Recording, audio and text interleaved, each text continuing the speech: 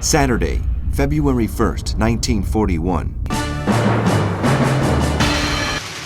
The German press, following Goebbels' instructions, demands that the French Vichy government immediately make its position clear in relation to the Third Reich, warning Marshal Pétain that he has to be realistic.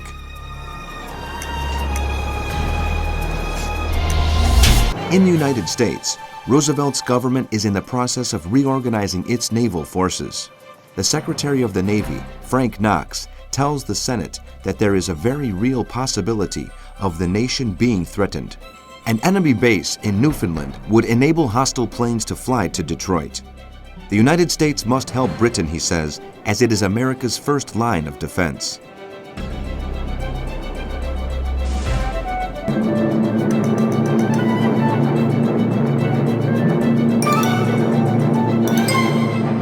In addition, he informs the Senate that 3 new fleets will become operational in the Atlantic, the Pacific, and Asia. Heading the Atlantic Fleet will be Admiral Ernst King, and it will be strengthened by a considerable increase in the number of warships.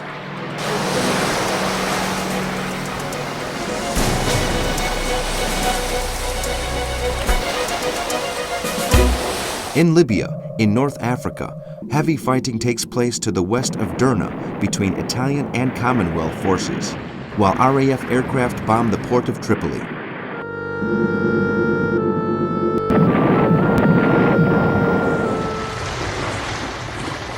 In the Sea War, the German heavy cruiser Admiral Hitler attacks convoys crossing the Atlantic.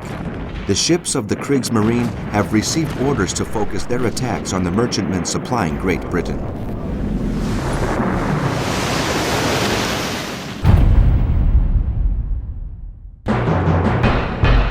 Sunday, February 2nd.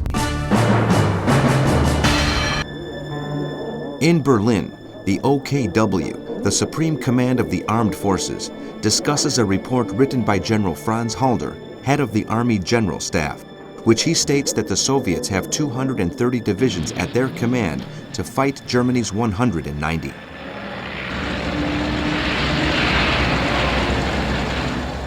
Furthermore, according to Halder, the Russians enjoy a numerical superiority in men and armored vehicles, though he recognizes that technologically, the German army is more advanced. The British Admiralty decides to move the headquarters of the Western Approaches Command from Plymouth to Liverpool to be in closer contact with operations in the Atlantic.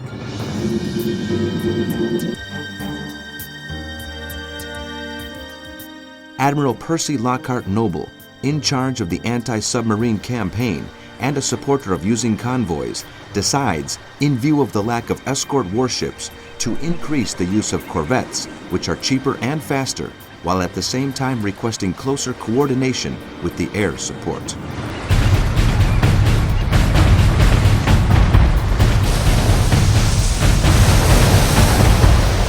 Luftwaffe aircraft bomb industry, storage deposits, and railways in southeast England.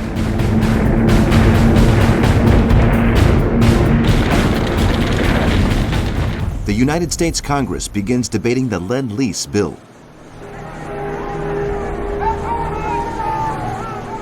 In Eritrea, in East Africa, Italian forces evacuate the city of Berentu in the southwest of the country, which is being occupied by Commonwealth forces.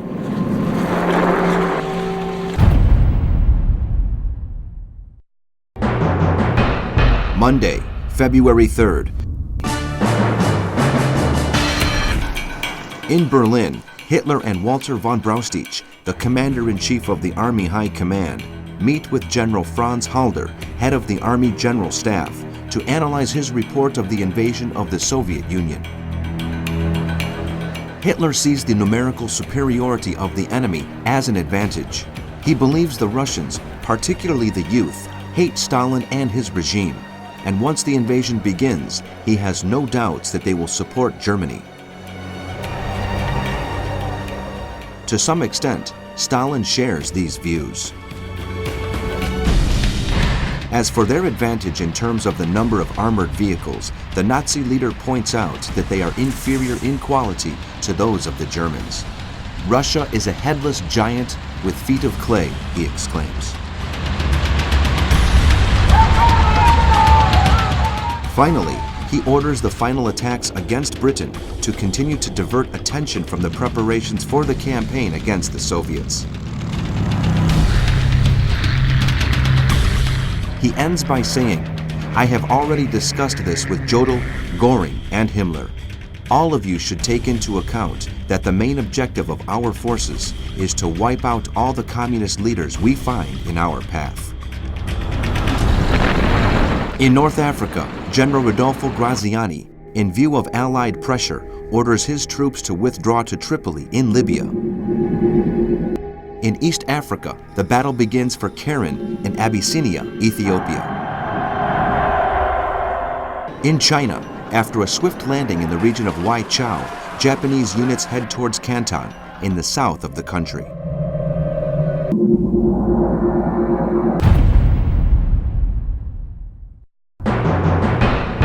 Tuesday, February 4th.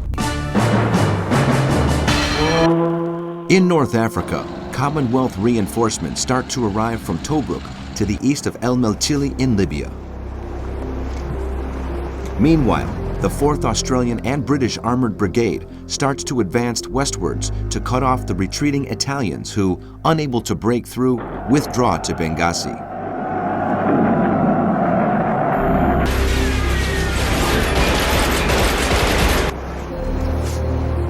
In East Africa, RAF airplanes bomb enemy positions in Eritrea, while in Abyssinia, Ethiopia, the Allied troops advance towards the region of Galabat on the border with Sudan.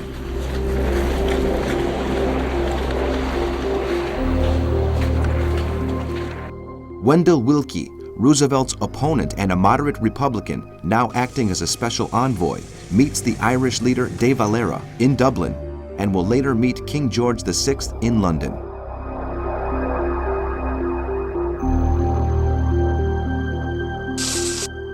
In Bletchley Park, 80 kilometers away from the British capital, Allied cryptographers develop the Ultra program, which will allow them to decode the messages of the Enigma machine used by the Germans. This will enable them to locate German U-boats more easily.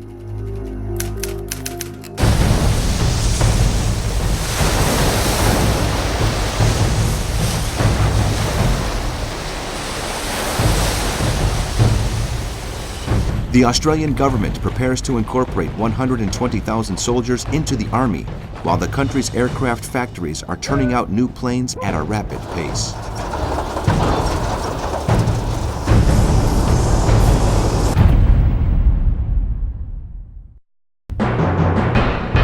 Wednesday, February 5th.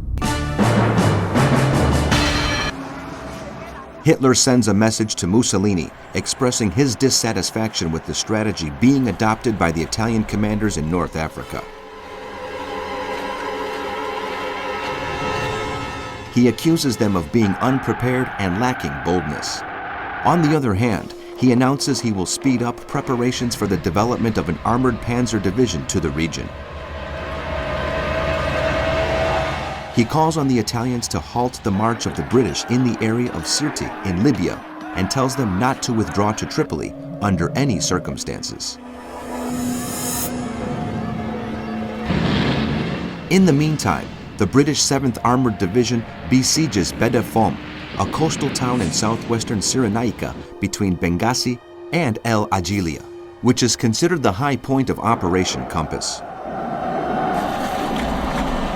The Italian 10th Army tries to break through, but is unable to do so and, suffering an increasing number of casualties, ends up surrendering.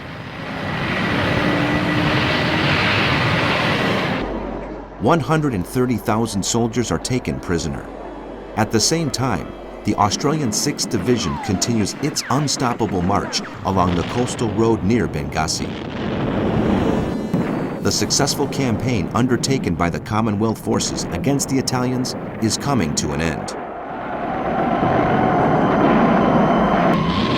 In East Africa, the forces of the Duce in Eritrea are also on the retreat, this time from Barentu and Biakundi towards the south of the country. In Italian Somaliland, the Allies have managed to penetrate 70 kilometers into enemy territory.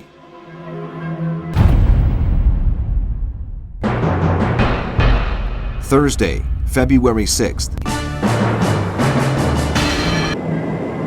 Hitler signs Directive Number 23 relating to the economic war against Britain. The Nazi leader believes it is necessary to cripple the British economy through submarine warfare.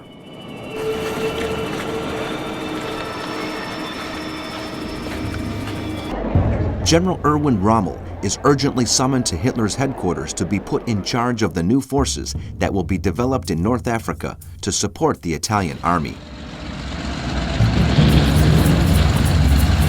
His main objective will be to help the Italians to push back the Commonwealth forces and drive them out of the Cyrenaica region of Libya. Meanwhile, the British and the Australians have retaken Benghazi from the men of Mussolini's army. 8 generals, Annibale Bergonzoli, among them, and 40,000 soldiers are captured. The Italian troops in the area are on the verge of being annihilated. In a period of only 3 months, 31,000 Allied soldiers have been able to defeat more than 200,000 Italian soldiers commanded by Marshal Graziani.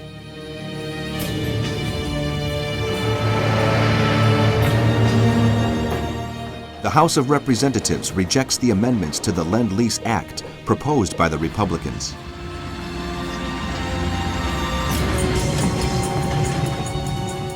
John Winant is named as the new American ambassador in Britain. He will collaborate closely with the Prime Minister Winston Churchill, who could have become his father-in-law as a result of the Americans' romance with Churchill's daughter, Sarah.